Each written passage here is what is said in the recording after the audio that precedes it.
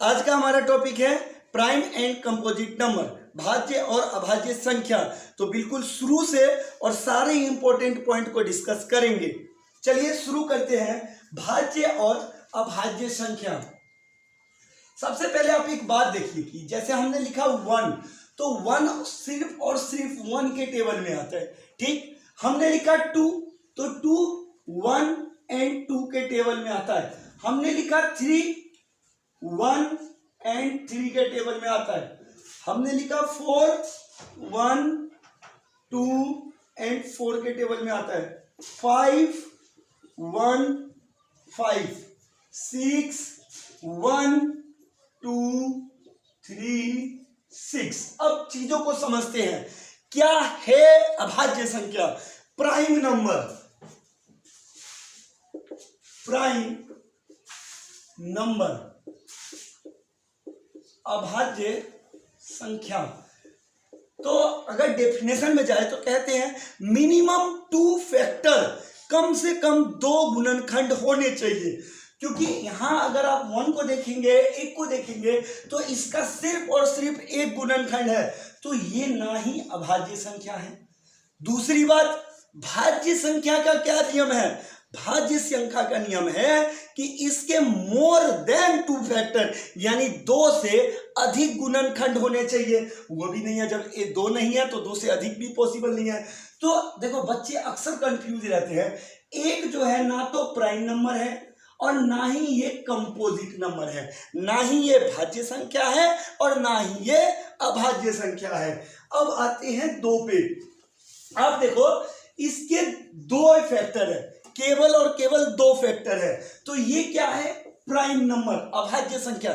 एक बात और, 2 एक ऐसा इकलौता इवन नंबर, इवन नंबर सब जानते हैं? नहीं जानते हैं तो बता दूं, इवन नंबर यानी कि सम संख्या, सम संख्या जो 2 से कटता है, जो 2 से कटता है, जिसके लास्ट में 2 4 6 8 आते हैं, 0 आता है, वो इवन नंबर होता है। पता है आप सभी को? तो 2 इकलौता दुनिया का ऐसा इवन नंबर है जो इवन होने के बाद, जो सम होने के बाद भी क्या है? प्राइम है। ठीक है, तो सबसे छोटा, देखो ध्यान से समझना, 1 ना तो प्राइम नंबर है और ना ही कंपोजिट नंबर है। 2 की बात करें, 2 दुनिया का इकलौता ऐसा इवन नंबर है जो कि साथ में प्राइम नंबर है। ठीक, अब देखते हैं 3 के 1 और 3 फैक्टर है, तो ये भी अभाज्य संख्या है। ये सबसे छोटा विषम संख्या है जो प्राइम है, सबसे छोटा विषम संख्या जो प्राइम है। अब देखो, भाज्य संख्या किसे कहते हैं? तो मैंने बताया जिसके मोर देन 2 फैक्टर। देखो, अगर हम 1 के छोड़ दें, तो 1 को छोड़ दे तो उसके बाद जितने भी नंबर आते हैं वो सभी नंबर, उसके कम से कम 2 फैक्टर तो होते ही हैं। एक वो 1 से कटता है और दूसरा वो खुद से कटता है। अब देखो, जिसके मोर देन 2 फैक्टर है, मोर देन 2 फैक्टर, 2 से अधिक गुणनखंड, उसको हम क्या कहते हैं? भाज्य कहते हैं, यानी कि कंपोजिट नंबर कहते हैं। क्या कहते हैं? कंपोजिट नंबर कहते हैं। तो देखिए 5 क्या है? इसके ओनली 2 फैक्टर है, तो ये जो है ये अभाज्य संख्या है। ये 6 जो है इसके मोर देन 2 फैक्टर है। देखो 1 और 6 के टेबल में तो ये आता ही है, तो इसके मोर देन 2 फैक्टर है, तो ये क्या है? भाज्य संख्याएं हैं। तो इस बात का आप सभी ध्यान रखेंगे। अब हमें यहां से पता क्या लगता है, ध्यान से सुनिएगा। Point number 1 is not a prime और कंपोजिट नंबर। एक ना ही प्राइम नंबर है, भाज्य संख्या है, और ना ही अभाज्य संख्या है। सबसे छोटा भाज्य संख्या, सबसे छोटा अभाज्य संख्या 2 है। Smallest prime number is 2। ठीक, जो इवन है, दुनिया का इकलौता इवन नंबर है जो साथ में प्राइम है। नेक्स्ट पे आते हैं, सबसे छोटा विषम संख्या जो अभाज्य है वो है आपका 3। और अगर बात करें सबसे छोटे भाज्य संख्या की, तो सबसे छोटा भाज्य संख्या है वो 4 है। क्योंकि आप देखेंगे कि ये 1 और 4 को छोड़ के उसमें आता है। अब अगर हम बात करें कि सबसे छोटा भाज्य संख्या जो विषम हो, क्योंकि 4 तो हो गया सम, तो अगर 6 के बाद अगर हम 7 पे जाएंगे तो ये 1 और 7 के टेबल में आता है, ये अभाज्य हो गया।